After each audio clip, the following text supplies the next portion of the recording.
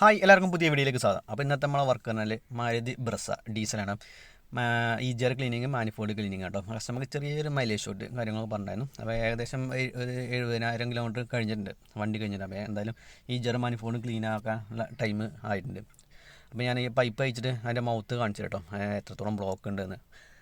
ഏകദേശം 80 60 ഒക്കെ ആകുന്ന സമയത്ത് ഈ ജെർ മാനിഫോൾഡൊക്കെ ക്ലീൻ ചെയ്യുന്നത് വണ്ടിക്ക് നല്ലതാണ്. പുള്ളിങ് ഉണ്ടായിരിക്കും, മൈലേജ് കുറച്ച് കൂടുതൽ കിട്ടും. അത് ആദ്യത്തെ അത്ര കിട്ടും, ഇത്രയും കാര്യങ്ങൾ കിട്ടും കേട്ടോ. അപ്പോൾ നമ്മൾ ഫ്രണ്ടിലെ ആ പൈപ്പ് ഈ ജെറിൻ്റെ വാൽവിൻ്റെ അവിടുത്തെ പൈപ്പ് അയച്ചിട്ടുണ്ട്, ഓരോന്ന് അയച്ചുകൊണ്ടിരിക്കുകയാണ്. അപ്പോൾ ഇത് അയച്ചു കഴിഞ്ഞാൽ നമുക്ക് എത്രത്തോളം ബ്ലോക്ക് ഉണ്ട്, നല്ല ബ്ലോക്ക് ഉണ്ടെന്ന് അറിയാൻ പറ്റും. അപ്പോൾ അതിനകത്ത് കാർബൺ നല്ല ഉണ്ട് കേട്ടോ, ഏകദേശം ഒരു മാക്സിമം ഉണ്ട്. മൗത്ത് ഞാൻ കാണിച്ചാൽ ഈ ജെറിൻ്റെ വാൽവ് കാണിച്ചാലോ അടഞ്ഞിട്ടുള്ളത് ഇതുണ്ടോ, ഇത് അടഞ്ഞിട്ടുണ്ട് കേട്ടോ. ഇത്ര നല്ല കേട്ടോ, ഇത് നല്ല പോലെ ബ്ലോക്ക് ആവാറുണ്ട്. ഇത് അത്രയ്ക്കും ബ്ലോക്കാണ് എത്തിയിട്ടില്ല. അപ്പം ഇനി ഇതുമ്പോൾ ഓരോന്നോരോന്നിട്ട് അഴിക്കുക. അപ്പോൾ നമ്മളത് അഴിക്കാൻ തന്നെ ഒരുപാട് സാധനങ്ങൾ അഴിക്കാണ്ട് കേട്ടോ. അത് കൂളൻ്റെ ലോസും കാര്യങ്ങളൊക്കെ അഴിക്കാണ്ട് ഈജാറിൻ്റെ അസംബ്ലി ആദ്യം അഴിക്കണം.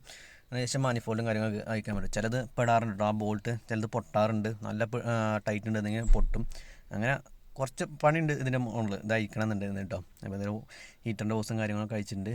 ഈജാറും കാര്യങ്ങളെല്ലാം പുറത്തിട്ടുണ്ട്. മാനിഫോൾഡ് ഈജറെല്ലാം നമ്മൾ പിരിച്ച് പുറത്തേക്ക് വെച്ചിട്ടുണ്ട് കേട്ടോ. അപ്പം ഈ ഒരു സാധനങ്ങളാണ് ഇനി ക്ലീൻ ചെയ്യുന്നത്. ഇത് ഈജർ കേട്ടോ, അത് ഈജറിൻ്റെ കൂളർ, ഇത് ഈജറിൻ്റെ മോട്ടർ, ഈജറിൻ്റെ വാൽവ്, അതിനകത്തുള്ള കാർബൺ ഡെപ്പോസിറ്റ് ഉണ്ടോ.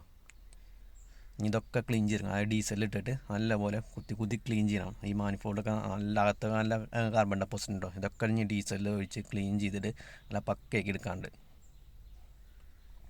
അപ്പോൾ ഇതിനകത്തേക്ക് കാർബൺ ഡെപ്പോസിറ്റ് വന്നു കഴിഞ്ഞാൽ ബ്ലാക്ക് സ്മോക്ക് നല്ല ഉണ്ടായിരിക്കും, പുള്ളിങ് കുറയും. പുള്ളിങ് പറഞ്ഞാൽ ഓൾറെഡി മൈലേജ് ഷോട്ടും കാര്യങ്ങളൊക്കെ ഉണ്ടാവുമല്ലോ.